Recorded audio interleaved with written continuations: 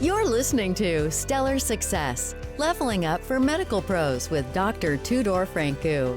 Join us as we explore how medical professionals can achieve stellar success in all areas of life. It's time to level up.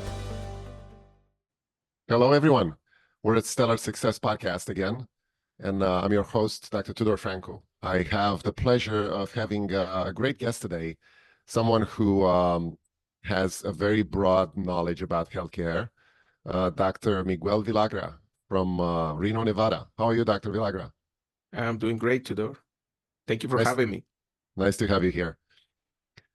The podcast is called Stellar Success, and the audience, in general, medical professionals and healthcare professionals are looking to see how they can maximize their potential in professional life and also personal life. What do you think success means to you, given your story? Yeah, I think that's a great question. And the first I'm going to say is that definition of success, it varies per individual. And that is the first thing that is important to put out there. You design your journey according to your personal needs, passion, and interest. And even though oftentimes, one of the things I call out when I'm coaching physicians is the fact that sometimes you just want to follow a specific blueprint and expect the same outcome or even expect the same results. And instead, in my particular case, I have to do a more insightful work to define truly what my purpose, my goals, my interests, and my passions are, and kind of have a vision of where I wanted to go. And I'm going to give you a precise example. One of the things, I'm internal medicine by training. I practice hospital medicine through my career, and I've been in leadership position, and I've been burned out too, right? And one of the things that I feel I was eager to get was freedom. And that's what embraced entrepreneurship. But the way I envisioned myself was to have not financial freedom, but financial flexibility, meaning multiple ways of stream of income that allow me to work on my own ways, that allow me to reduce the number of clinical shifts and enjoy medicine way more, I will say, even that when I first started, kind of reignite my career. So, but the point being, to answer your questions, I define my success based on my specific benchmark, and I reverse engineer into small steps that I can take every day toward my goals. Very interesting. Yeah, that's a great approach. As you know, success is based on a lot of failures, and we cannot have success without failing, basically. And do you have any examples in your life that you didn't, things didn't go your way, and you learn from them and you move forward and you got some lessons along the way? Yeah, no, I have I would say the best example I can share with you. Back in I started again as a hospitalist, and I dedicated my career to do quality improvement research and reduce readmission, tackle patient experience, etc. And my career was growing rapidly in the leadership space to go and be a leader of just 5 physicians up to 50 in a short period of time. And interesting, by my own standard, going back to definition of success, right? By my professional definition of success, I was very successful at the time, and yet my quality of life was dramatically getting worse, right? To the point where I feel that I couldn't do it anymore. And that was, I would say, for a long time, I feel like a total failure, because I always has been like one of those setting this milestone, right? That you're reaching and then you have another milestone.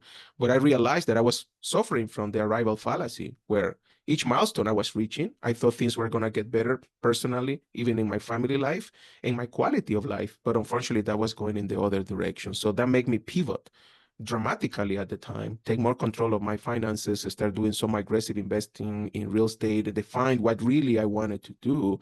And that's when I came to the realization that flexibility and freedom was one of the core values I definitely have, and the opportunity to serve others in the way that I wanted to, not necessarily the way some others want me to. That was one of the most important experience. But on the flip side, it took me some time of healing to recover from that, I would say at the time, defeat of my professional career. And yet now that I reflect back, I can tell you that was the best thing that ever happened. So, and I would say that it's not a matter of how many times you fail or how much you fail or how deep you fail, but it's about how you can use that to turn it into opportunities. And that's kind of what I decided to do. And that's when I came across coaching, and I decided to become a coach myself, because I feel like through coaching, I was able to do, and self-coaching as well, this deep work, this root cause analysis, that what was behind what happened for that experience. And I realized again that going back to success, my definition of success was incomplete. I was just using a specific benchmark related to my career, not quite related to my family. I'm a father of two girls. So there were a few things that were missing, and I was ignoring them. And I think that that caused a lot of the cognitive dissonance that led me to the arrival fallacy, and that a lot of failure. Very interesting. Along the way, and I want to hear your story. Maybe you can share a little bit about how you started this journey and where you are right now. What kind of skills and habits did you form for yourself to bring you where you are? Well, that's a really good question, because I think that going back to the reverse engineering, when you define what success is for you, you need to go as granular as what specific small steps you need to take every day. And I believe in the power of macro changes. Doesn't have to be a huge change at once. It can be a small change, and it will compound over time. Few things I can share with you. Number one, pay attention to my mental health, right? So I was very stressed at the time when I was burned out, a lot of increasing anxiety that I was dealing with in my life and time. And oftentimes I always share this message: if you feel you're not okay, it's okay, but what is not okay is not pursue any help, right? That would be the first thing. The second thing is I determine what habits are going to help me achieve the goals that I have set. Waking up earlier than the rest of the family has been a mind blower. When I read the book by Robin Sharma, The 5 a.m. Club, it was definitely right eye-opening for me what you can do for having that extra hour you can give yourself. And I have my whole routine about what I do. There is a little bit of meditation, there is a little bit of physical activity, and there is a lot of setting goals for the day. The second thing I will say is sometimes it's not about what you're going to do, but also about why you're going to stop doing. And I realized that when I get more granular on how I spend my time, there was a lot of, I would say, fairly unproductive time that I was deploying, doing, and distracting my mind for things that I really didn't care that much. And when I start going back to the importance of being you passionate about what you do, when you feel that you're enjoying what you do, you seek things that will attract you to do habits that will correlate with what you want to accomplish. And in my case, like, I increased my interest in reading books about leadership, about coaching, about mental fitness, and I just enjoy doing it, So and that has been also definitely mind-blowing. Podcasting, like the podcast you have, kind of be selective of what I put on my brain every day. We are overwhelmed for negativity. Unfortunately, the standard media usually tap into our negative biases, right? So, but trying to find what you feed your mind or your brain with is crucial. So definitely physical activity, right? And more important, anything that can increase your heart rate, high intensity training, I have embraced in my life. And I will say that right now it's kind of part of my personality at this point. I was telling my wife, if I have a busy day, I cannot do it. I always feel I'm missing something. So all those habits that I did not have consistently before, now I just part of my life, part of my personality, part of my habits for the day. Very nice. Yeah, I think it's essential for people to realize that you are the sum of your habits. What you do every day consistently is going to create your goal, and it's going to create your dream. Part of your journey, along your journey, you probably had to take a lot of risks, because I would imagine that switching from a pure medical career to something that you're doing right now, life coaching and coaching in general, had to be a result of taking a risk. How did you get out of a comfort zone to do such a thing? Yeah. So the first I realized is the fact that, well, first, the entrepreneurial journey is not easy, right? And grow and change is hard. And that is important to put it out there, right? So, because otherwise, everybody will be doing it. And that's very important to understand. The second thing is going back to habits. The more you create the habits that will support your journey, it will make things easier for you. And remember, it's physical. We talk about physicality. We need to talk about psychology. Your mindset is crucial. But often we ignore our emotionality, how we process our emotion. And that's one of the things that we work a lot in coaching in general. The second thing is embrace uncertainty. When going back to risk, physicians in general, me included, we're very risk averse. And that's what I think that we have this gap among healthcare innovation, digital health innovation, and a lot of physicians are missing to be on the table of the decision making because we're not making that steps toward taking those risks, right? So, and that's one of the things I empower physicians with coaching. The first is embrace uncertainty, right? Really, grow an entrepreneurial journey in general is a very rocky journey, right? It's going to be ups and downs, and you need to be, it's interesting in coaching when we go, we call it when you go from point A from point B, we call it the river of misery, because it's really hard at first, and it really is. I never was that keen of the term, but when you reflect into what it means to change, what it means to take risk, it's definitely not easy, but I can tell you that when you start seeing and tapping into those results, it's been massively. And I can give you an example.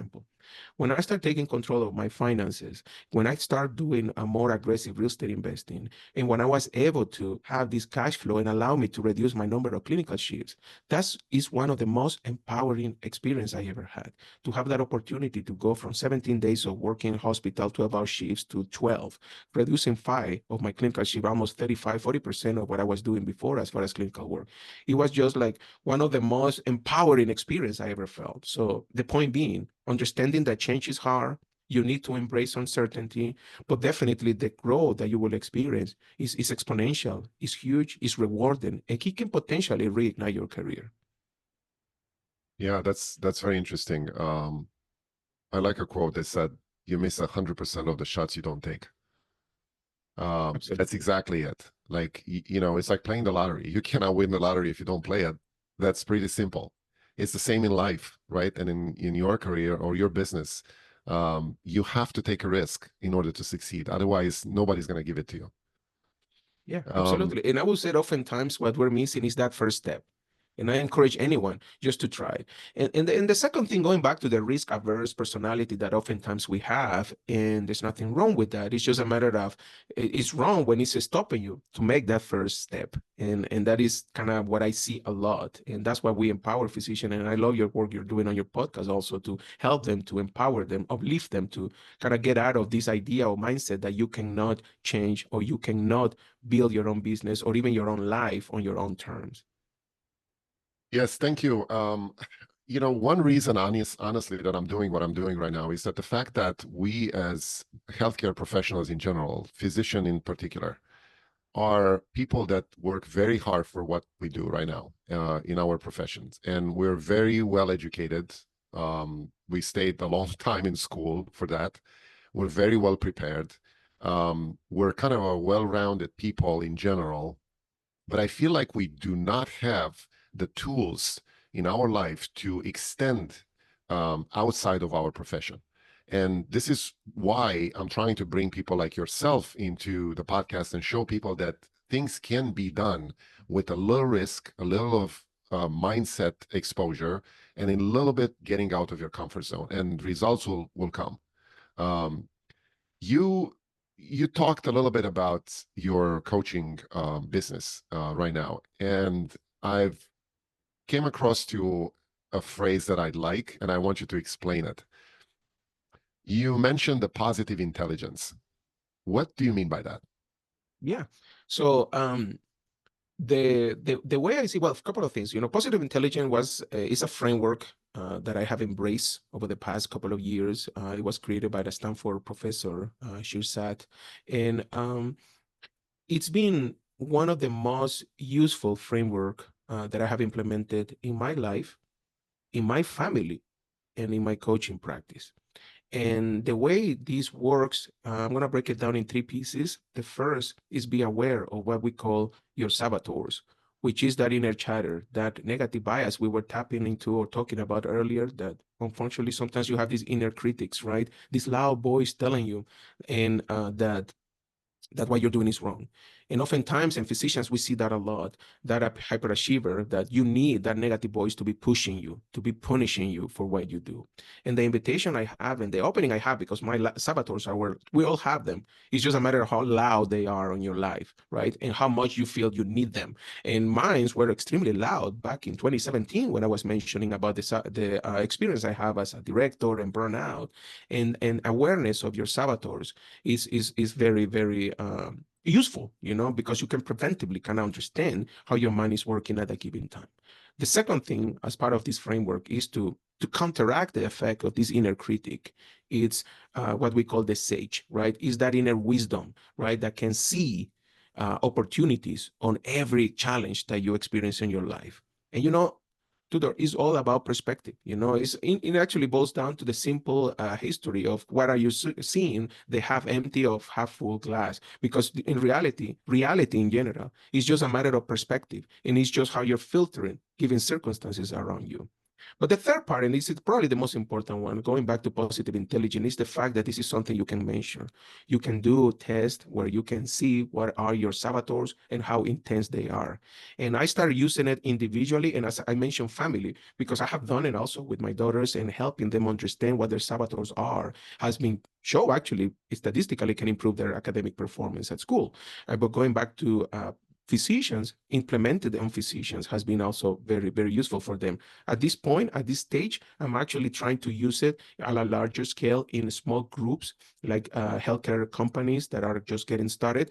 All the challenge and uncertainty of a digital health company that is just getting started and building a niche, they need that support. And I'm right now very passionate. I have a couple of group teams, digital health companies that I'm advising, but I'm also coaching them with positive intelligence, because that has been proven that if you increase your positive intelligence scores, your productivity also increase.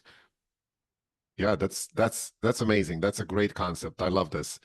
And I wanna encourage people to realize that if you surround yourself with people that are positive in your life, you become a positive person. Rather than having someone around you that said no all the time, or no, you can't do this. No, it's going to be hard. That's a lot of change.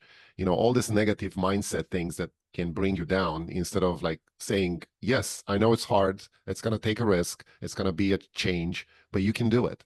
So I love that concept. And I think a lot of people would benefit from that in general from your coaching. Um, I want to switch gears a little bit here. And, Warren Buffett said that if you don't find a way to make money while you sleep, you'll work until you die. And this is a phrase that kind of struck me in my early years of medical profession. And I want to bring your experience in investing to our audience. And tell us, how do you see those passive income streams that are coming into your life right now to relieve you basically from day-to-day work activities that you're programmed to do? How do you see those, and how do you build those? Yeah, absolutely. I think that I'm always through my life has been an avid saver. I always have lived below my means, and I enjoy the quality of life that medicine have given me without getting above, my income at a given time. That's the first thing. Saving, I think, is crucial. The second thing is investing, right? So, and as far as investing, if you have all the opportunities to invest in a tax protected account, that's will the next obvious next step. But I'm going to talk about real estate, because that has been one of the ways that I've been able to kind of even go down on my clinical shifts, etc. I always say now that, first and foremost, when I take care of my finances, I read a bunch of different books, but I also didn't stop me from just being from theory to action. I started making decisions, as far as how my portfolio was going to be built according to my risk and needs and interests and level of comfort with it even. But going back to real estate, the way I see it in real estate is cash flow is king, right? Cash flow is king. And the opportunity to not only be investing on your wealth long term, like your retirement, etc. Real estate has given me an opportunity to a fairly tax efficient tool to get my cash back, the profits from what I'm making in cash back with very low taxes from it. And I think that has been eye-opening. When I was mentioning going back to the reducing number of shift, I was with my wife sitting and looking at our tax bracket and everything, and we were comparing the cash flow we were getting for a real estate investing and compare with the work I do at the hospital. But of course, it's hard to compare because this is so taxable, right? What I'm getting from here, and this one is so low taxable. So you see there is a discrepancy, right, for the same amount of money that you might be comparing at a given time. I do think that going back to risk, one of the challenges has been for me, like that idea, okay, I'm a physician. I'm not a real estate investor, right? How can I even get started? And going back to what you were saying, having the right community, the right support, the right network, the right people that you can work with. At this point, I will say anyone that is interested, you will realize that 50% will be what you know, right? Like what are the concepts, which you can get. There are multiple ways you can learn, but other 50% will be your network. To me, it's as important, not only where are you investing, but who are you investing with? And that becomes very crucial. Let me give you that confidence that you know what deal you're getting with. At this point, I mostly decided to go through the passive route of investing in different syndications and private funds. Right now, I'm at 12 deals so far, and my portfolio has grown from 0% back in 2017 in real estate. Right now, it's almost 35% of my total portfolio. So it has grown dramatically in a short period of time for the reason I just mentioned. Going back to business though, when you're getting started, again, cash flow is king, right? So if you have a product, you have a service that nobody's interested in buying, then you have a problem, right? So that's one of the things that is important for anyone that is getting started, that I always said in the intersection of what you like, what you're passionate, what you're competent, but also what the market needs, kind of understanding what you're being developing. And one of the things that had helped me, like I recently launched an online course that can serve physicians and help them to get started as advisor in digital health companies. And the first thing I did, I run a quite extensive survey among all the Facebook group and LinkedIn groups I'm part of. A lot of them are entrepreneurs and physicians, to see if there was any market interest in a course like this. And the answer was yes. So I found somebody that is part of my network who has quite advanced courses. He has even an accelerator for people already have their own companies and they want to grow and get investing on them. And I said, why don't we do this like at the foundational knowledge of how people can get started? And you see, I'm mixing things, but I'm combining the power of networking real time with the power of entrepreneurship, along with the intersection of what you do with your wealth. Ultimately, my concept is I'm not here to get rich, I'm here to get wealth. Yeah, that's a great point. Because a lot of medical people in general are considered rich, right? We make a good living, we earn a lot of money, but we also spend a lot of money. So we're not creating wealth most of the time. So this is a great point you made through passive investing and also some active networking events you're going to or you are participating, is because people make the deals. Deals don't make people. So I think, that's the main concept people need to understand, that it's your network that's the main important thing in your life, who you're connecting with, who you're friends with, who you surrounded yourself with. This is going to bring you their knowledge. It's going to diffuse to your life, and it's going to, help you achieve what you want. It's very interesting the way you develop this coaching business. Can you tell us more about what is your demographic right now to reach out to people with your courses and with your business? Yeah. So for the online course is the broad spectrum, and I can tell you, I've been blessed of serve a variety of stages in career. From I was recently coaching a recently graduate psychiatry who is planning on building a telepsychiatry practice. And I was so amazed by the fact that such a young age, she already had this curiosity of build her own company, even though right now she's in between locums as she builds also her telemedicine practice. Now, interesting enough, even though I have served different community, mid-career has been my main niche, the most people that I guess I am attracted them, probably because that's where I am.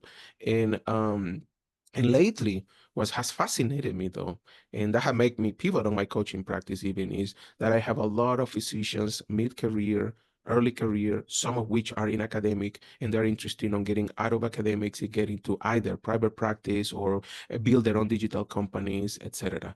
And that had been not a niche that I was looking for. And going back to entrepreneurship, you need to be ready to be nimble and pivot according to the needs of the market, right? So, and I have coached physicians in burnout, moral injury. I have coached, again, early career physicians that are trying to get started on their own journey. But right now, lately, I've been more approached by mid-career physicians, some of which in academic, interested in getting some more flexibility on their schedule. And I was reading a Doximity report, the compensation report that came out a couple of months. And what struck me was the fact that one of the data that they were showing is they survey, I believe, around, if I recall correctly, around 2,000 physicians for this report. When they made the question about if you feel like you are exploring your license, your competency in the current position you have, 60% answer no. So what that means is, oftentimes I see like a lot of these physicians I was mentioning that I've been blessed on coaching lately, they feel like the positions where they are not letting them grow. I don't let them go loose with all this creativity. And really what we need in this country is a reignite creativity, something that will disrupt the status quo, because a lot of things needs to change in the healthcare system, right? So we know that. We know that a change is needed. But I can tell you, Tudor, who needs to drive that change is empowered physicians, not burnout, tired, fatigue physicians. And that's where I come to. Help them, uplift them, and provide that support that they can make the right changes to allow them to get where they want. And once again, I prefer, why sometimes I ponder these questions on coaching, why people wait to the extreme, like I was back in 2017, to the brink of like anxiety, stress, and burnout. Why you wait to get to that point until you start seeking a change? And that's kind of the message I'm conveying today at your audience, right? If you already are seeing some red signs, red flags along your journey, try to get help easier. Don't get or wait too long, because then it takes more time, because first you will need to go through all this healing. And oftentimes, it is interesting because now I'm telling you, a career transition has been the main pivot from my coaching practice lately, with all these folks trying to get into changes to their career or pivoting their career, but they still need to do a lot of work on burnout and things like that, because they're coming from that position. And I always tell, you're not going to make the best decision for you when you're coming from that mindset. That needs to change, and then you will be able to get the clarity. And that's what I provide. Try to help you get the clarity of what are you be the next step for you in your journey. Yeah, I definitely believe that a lot of people get into this conundrum, I would say, of burnout. They don't realize it. They're in there. They can't see clear, and they need someone to hold their hand to get out of it. And I certainly believe, coaching and mentorship is something that I personally look for all the time.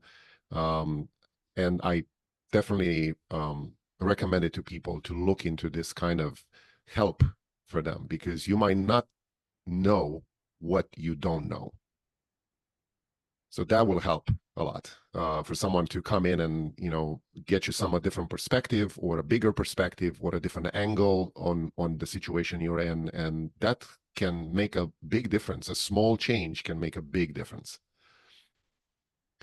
Dr. Villagra, knowing what you know right now, and your experience and your journey, what would you say to yourself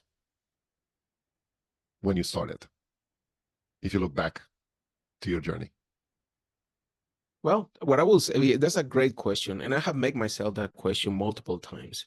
And maybe I'm going to get to more personal because I have a very challenging situation as a kid, a traumatic environment and things like that. And oftentimes you carry on a lot of grievances about that experience, and you feel that why this happened to me.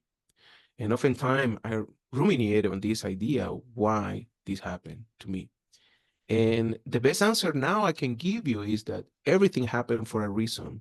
And I'm making things happen for me instead of to me.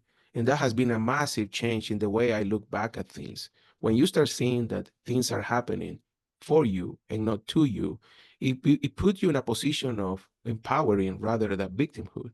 And that is a very nice position to be at, because you can see that each day, the way I see it, is a blank canvas where you can draw whatever you want in your life. And when you see that each day is a blank canvas that you can draw anything you want, all your creativity you want, it gives you that leverage of opportunity, but also give you that sensation of being grateful for just being alive, for what you have and for what you have accomplished. And I think that that's one of the things, going back to everyday practice, right? So I look at what I'm grateful for, even before I start seeing how my day went, or how many boxes I check on my to-do list and things like that. The first thing I reflect upon is how grateful I am of being a physician, of being a coach, of being an entrepreneur. And again, tomorrow is going to be another blank day canvas where I can draw anything I want. And this is always looking for opportunity. So that will be kind of the message that I have. That's a great message. I love that. Each day is a new black canvas. How can people get in touch with you? Because obviously you're a wealth of knowledge and advice. Yeah. So my website is doctorsjourney.com, doctorsjourney.com, and I do live events too. I'm part of a larger community of physician entrepreneurs, and I'm all for coaching. I'm all for growing my network. I'm very active in LinkedIn too. Miguel Villagra, you just look my name, and that's another good way to connect. I've been able to grow a lot of my network in real estate and entrepreneurship through LinkedIn. So those will be my main two outlets. So I'm happy to connect with anyone interested to know about digital health, healthcare innovation, coaching, positive intelligence, coaching, and life coaching as well. That's amazing. Thank you for being here. Thank you for sharing some of your wisdom. Thank you for having me, Tudor. That's a wrap on Stellar Success, Leveling Up for Medical Pros with Dr. Tudor Francu. Interested in joining us? Go to stellarsuccesspodcast.com/guest to apply. Stay stellar and level up.